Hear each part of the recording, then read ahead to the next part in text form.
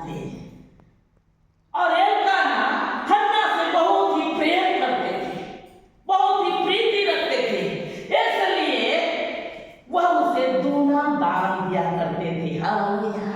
आइए हम देखेंगे पहला शमूएल की किताब, उसमें लिखा है पहला अध्याय उसके 5वां पद में लिखा है, परंतु हन्ना को वह दूना दान दिया करता था।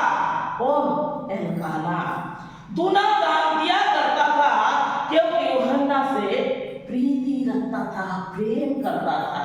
Hallelujah hallelujah. तो भी यहोवा ने उसकी कोख बंद कर रखी थी।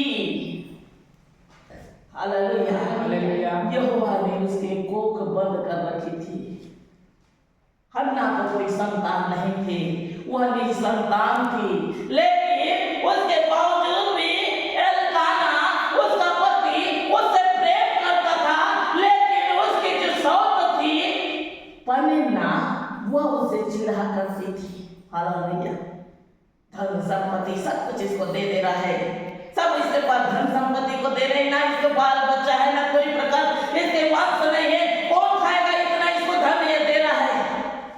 हालेलुया। जब भी वो परमेश्वर की महिमा करने के लिए मंदिरों में जाया करती थी, परमेश्वर की महिमा करने के लिए जाया करती थी, उस समय हन्ना को बहुत ही कुड़कुड़ाती थी, पनिन्ना ये बाँझ है, इसे कोई संतान नहीं है, ये बात है, इससे कोई बाल बच्चे नहीं है, कहकर उसे कुड़कुड़ाती थी, बहुत उल्टा पुल्टा उसको बोलती थी। ये बातों को सुनकर हन्ना मन में बहुत दुख होती थी और खाना भी नहीं खाते थे, भूखे रह जाते थे, ये प्रकार से बहुत अपने आप को दुखी महसूस करते थे। हालेलुया। वो सारी चीजों को एल्काना देखकर उसे कहने लगता है, तू चिंता मत कर, मैं हूं तेरे साथ में, मैं तो तुझे कुछ नहीं कहता, संतान के विषय में मैं तो तुझे कुछ नहीं कहता, जो भी कुछ आज है ये सब तेरा भी तो है, इसलिए हे हन्ना क्यों तूने भूखे प्यासे रहकर अपना जीवन को नष्ट कर रही है, तू खाना खा ले, तू इतना दुखी मत हो। ये प्रकार से जब एल्काना उसके पास आकर कहता है, मेरे प्रियो, वह चुप नहीं रहती, वह खाना खा के अपना मुंह पोंछ के परमेश्वर के पास जाकर परमेश्वर की महिमा करती है। हालेलुया। उसने समझौता नहीं किया, मेरे पति ने तो कह दिया कि संतान नहीं है तो कोई बात नहीं, इस बातों को मैं पीछे छोड़ देती हूँ, हर एक बातों को छोड़ देती हूँ। इसने ये नहीं सोचा बल्कि मेरे पास संतान नहीं है कहकर वो निराश के साथ, वो दुखी होकर प्रति समय हमेशा प्रभु के मंदिर में वो जाकर गिड़गिड़ाती थी, रोती थी और प्रार्थना किया करती थी। हालेलुया। आइए हम देखेंगे 10वां, पहला का 10वां में लिखा है, वह मन ही मन में व्याकुल होकर यहोवा से प्रार्थना करने और बिलक बिलक कर रोने लग गई। हालेलुया। अगर हमें कोई कहते कि अरे तुम्हारे ऐसे ऐसे परेशानी है तो हम क्या करेंगे? घर में जाके कोई किनारे में जाके रोना गाना करने लगेंगे, लेकिन हन्ना ने वैसे नहीं किया मेरे प्रियो, वो मंदिर में जाकर बिलक बिलक कर परमेश्वर के पास रोने लग गई, गिड़गिड़ाने लग गई। उसने समझौता नहीं किया, बाल बच्चा नहीं है तो कोई बात नहीं, उसने समझौता नहीं किया, उसने परमेश्वर से ही मांगना चाहा, क्योंकि मुझे जो नाम धराई है ये प्रभु उससे मुझे हटा। माता पिता ने तो मुझे अलग नाम दिया हन्ना, लेकिन परिवार ने समाज ने मेरे अलग नाम रख दिया है। हे पिता, इस नाम धराई से मुझे अलग कर, मुझे एक संतान की आशीष दे, मैं तुझे मन्नत मांगती हूँ। हालेलुया। वो मन ही मन व्याकुल होकर परमेश्वर से वो प्रार्थना करने लग गई, मन्नत मांगा, मुझे अगर एक पुत्र तू देगा तो मैं तेरे सेवा के लिए उसे तेरे हाथों में दे दूंगी। हालेलुया। हालेलुया। उसने तुरंत मन्नत मांगा, उसने विश्वास किया कि ये परमेश्वर ने मेरे कोख को बंद किया है और वो परमेश्वर ही मेरे कोख को खोलेगा। हालेलुया। हालेलुया। उसने समझौता करके चुपचाप होकर नहीं बैठ गई, वो निरंतर प्रयास करते रही, निरंतर प्रार्थना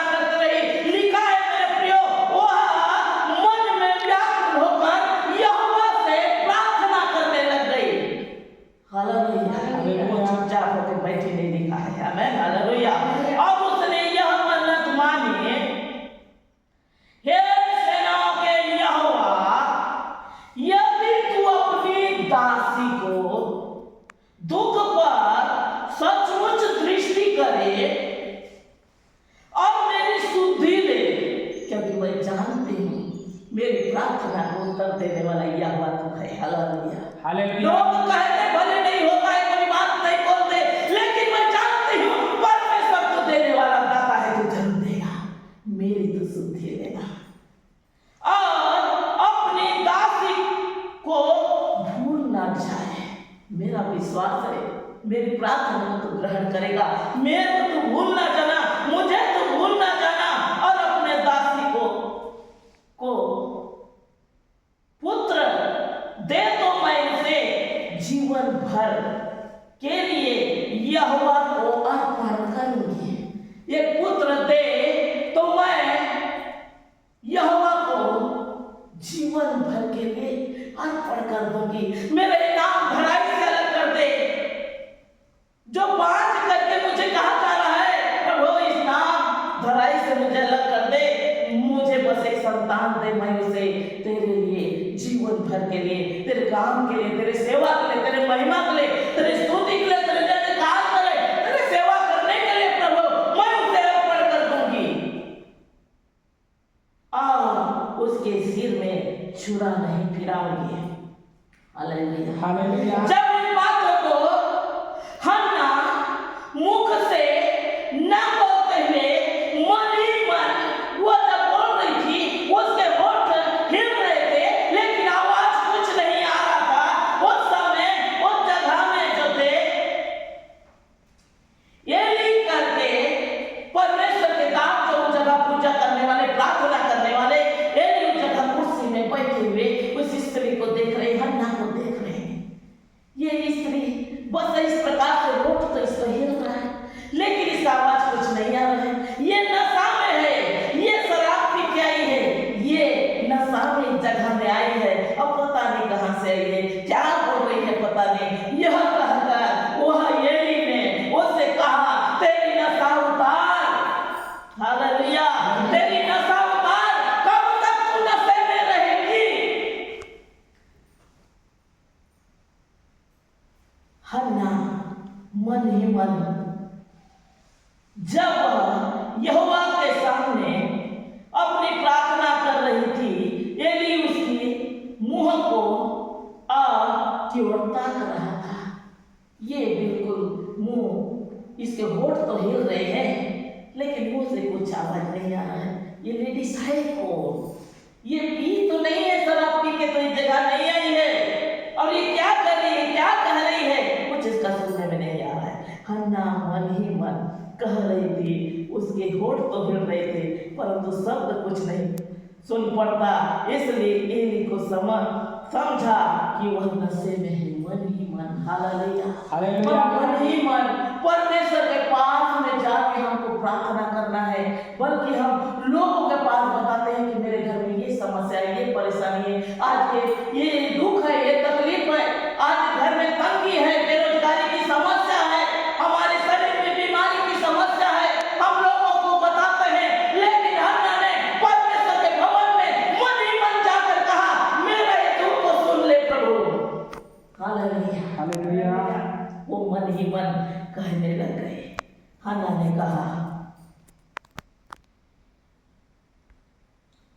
तब एली ने उससे कहा, तू कब तक नशे में रहेगी, अपना नशा उतार। हन्ना ने कहा, नहीं है मेरे प्रभु, मैं तो दुखिया हूँ, मैंने तो दाख मधु पिया है और ना मदिरा। मैंने अपने मन को, बात को खोलकर यहोवा से कही है। हालेलुया। मैं शराब नहीं पी हूँ, मैं दाख मधु नहीं पी हूँ, मैंने अपने परमेश्वर को, अपने हृदय की बातों को खोलकर परमेश्वर के पास रखा है, क्योंकि मैं जानती हूँ वो जिंदा परमेश्वर है। मेरी प्रार्थना को सुनकर उत्तर देने वाला वही है। उसने मेरे कोप को बंद किया है, वही कोप को खोलेगा, वही मेरे जीवन में आज दुख को, दुखी मन को दूर करके खुशी आनंद से भर देगा। मैं ये जानती हूँ, इसलिए मैं उसको मन की अपने तमाम व्यथा को मैंने बताया, अपने दुख की निराशा, अपनी सारी निराशा को उसके पास रखा। हे मेरे प्रभु, कहकर एली को अपने सारे दुखों को बताने लग गए। अपनी दासी को ओछी स्त्री न जान हम 17 में देखेंगे, एली ने कहा कुशल से चली जा।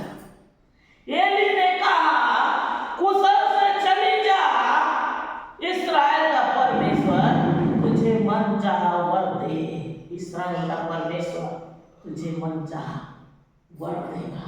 कुशल से चली जा, तेरे घर तू चली जा, कुशल से चली जा। जिस काम से तू आई है वो काम तेरा सफल हो गया।